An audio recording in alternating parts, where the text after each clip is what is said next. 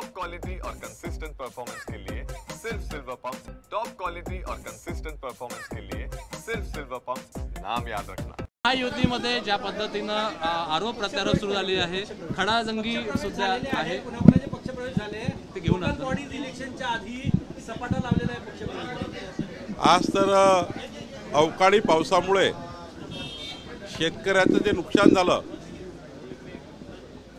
अमरावती जिल्हा, नागपूर जिल्हा, विदर्भ आणि महाराष्ट्रातलं, या नुकसान भरपाईचा आढावा घेण्याच्या सूचना माननीय मुख्यमंत्र्यांनी सर्व पालकमंत्र्यांनी दिल्या होत्या। आज नागपूरची अवकाळी पावसात जे नुकसान झालं त्याबद्दलच्या नुकसान भरपाई देण्याबद्दलची बैठक आज जिल्हाधिकारी कार्यालयात आहे।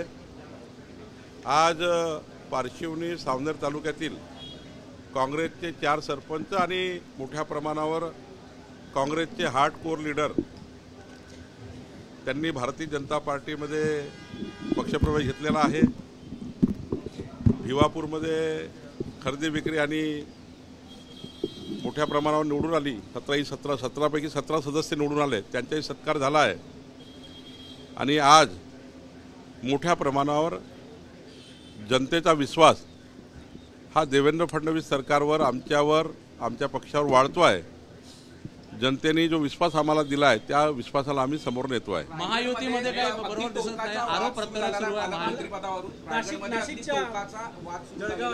अगदी महायुतीतील मंत्री आमदार मुघलांसारखे काम करतात असा आरोप आता आनंद परांजपे यांनी केला आहे आणि यापूर्वी नॅपकिन वाटपावरूनही टोलेबाजी झाली। महायुतीत काय आलबेल दिसत नाही सगळं टोकाला आहे। नाही, महायुतीमध्ये आलबेल ठेवण्याची जबाबदारी भारतीय जनता पार्टी म्हणून आमची जास्त आहे। मी आणि माननीय मुख्यमंत्री नेहमीच पुढाकार घेतो आहे, पक्ष म्हणून आम्ही पुढाकार घेतो आहे, मुख्यमंत्री सरकार म्हणून पुढाकार घेतो आहे की महायुतीमध्ये कोणत्याही परिस्थितीमध्ये कुठेही ठिणगी पडू नये।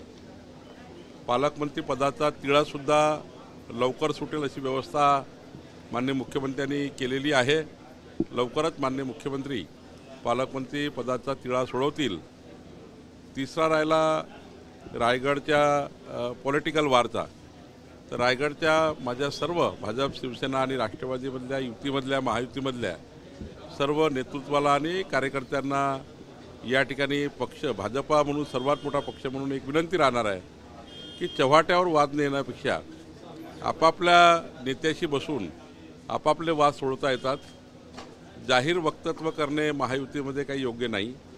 माझा सल्ला द्यायची काही फार मी एवढा मोठा नाही आहे की मी कुठल्या पक्षाला सल्ला देईल, पण एक महायुती म्हणून जर भारतीय जनता पार्टी प्रमुख पक्ष म्हणून जे आता रस्त्यावर जे वाद काही होतात ते न होता आपापल्या नेतृत्वाशी बोलून वाद संपवले पाहिजे असं मला वाटतं। ऑक्टोबरमध्ये निवडणुका होणार आहे असं सांगितलं जातं। ऑक्टोबरमध्ये निवडणुका होते स्थानिक स्वराज्य संस्थांच्या, भाजपची तयारी आहे का? भाजप सदैव तयार असते। ऑक्टोबरमध्ये निवडणुका जर झाल्या, तुमची सध्याची तयारी आहे का? काही ठिकाणी प्रदेशाध्यक्ष वगैरे पासून सगळे खालपर्यंतचे नियुक्त्या ज्या आहेत त्या काही ठिकाणी अडल्या।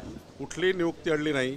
80 जिल्हे पूर्ण झाले, 1232 तालुके पूर्ण झाले, 1 लाख बूथ पूर्ण झाले आहे, 1.5 कोटी प्राथमिक सदस्यता झाली आहे, 1 लाख जवळपास सक्रिय सदस्यता झाली आहे। आता प्रदेश अध्यक्षाचा निर्णय लवकरच होईल, कारण आमच्याकडे आता संघटन पर्व पूर्ण झाला आहे। आणि राहिला प्रश्न निवडणुकीचा, उद्याही निवडणूक लागली तरी भाजपा तयार आहे, महायुती तयार आहे। पण तसं जर बघितलं तर सुप्रीम कोर्टाच्या निकालाचा जर संपूर्ण सारांश बघितला तर ऑक्टोबरपर्यंत निवडणुका त्या ठिकाणी घेतल्या पाहिजे, कारण त्याकरता लागणारं संपूर्ण संसाधनं हे निवडणूक आयोगाला राज्य सरकारने उपलब्ध केले पाहिजे। तशी तयारी राज्य सरकारची आहे असं माननीय मुख्यमंत्र्यांनी सांगितलंच आहे। ऑक्टोबरपर्यंत निवडणुका झाल्याच पाहिजे, कारण आता खालीसुद्धा मोठ्या प्रमाणावर जिल्हा परिषदेत, महानगरपालिकेमध्ये अस्वस्थता आहे आणि ती अस्वस्थता दूर झाली पाहिजे। 13,000 पदाच्या निवडणुका आहे, त्यामुळे 13,000 नवीन नेतृत्व महाराष्ट्राच्या राजकारणामध्ये तयार होईल। 13,000 नवीन नेतृत्व तयार होतील, जिल्हा परिषदचे मेंबर होतील, पंचायत समिती होतील, नगरसेवक होतील, महानगरपालिकेचे कॉर्पोरेटर येतील, त्यानंतर स्थानिक स्वराज्य संस्थेच्या विधान परिषदच्या निवडणुका होईल।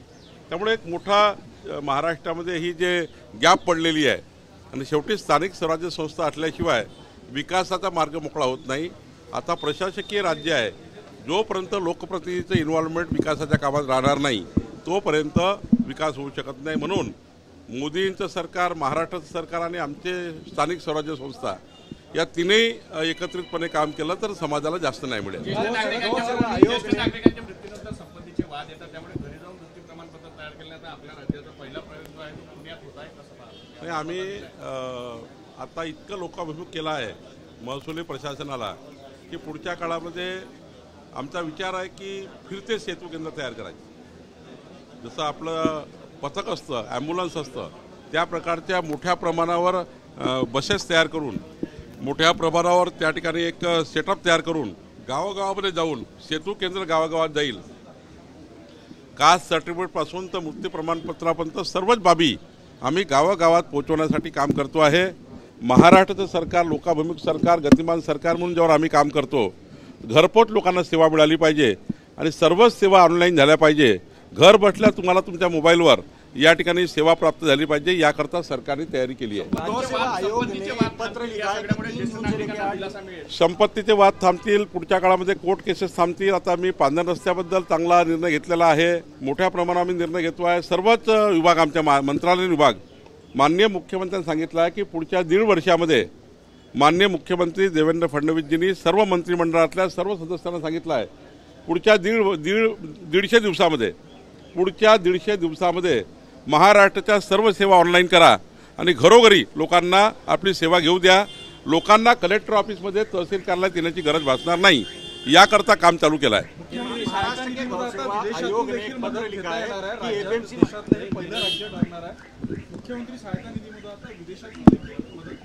माननीय देवेंद्र फडणवीस साहेबांनी नेहमीच मुख्यमंत्री सहायता कक्षाला मजबूत करण्याचं काम केलं आहे. 14 ते 19 मध्ये आपला मुख्यमंत्री कक्ष हा मजबूत होता, आरोग्यासाठी मजबूत होता. मग एकनाथ शिंदे साहेबा काळात पुढे गेला.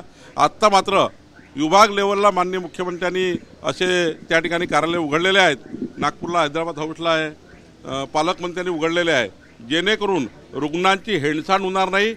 केंद्र राज्य सरकारच्या दोन्ही योजना रुग्णांना पूर्ण मिळतील आणि गरीब माणसाच्या कुठलाही जीव जाणार नाही, पैशाअभावी कुणाचेही आरोग्य जाणार नाही, याची काळजी माननीय मुख्यमंत्र्यांनी घेतली आहे.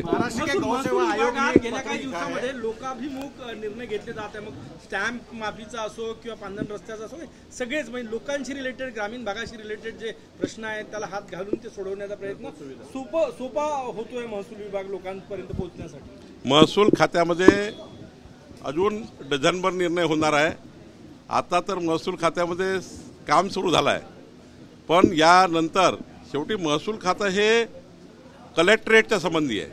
कलेक्टरेटला जेवढे कामं करावं लागतात तेवढं महसूल खात्याच्या अखत्यारीत असतात.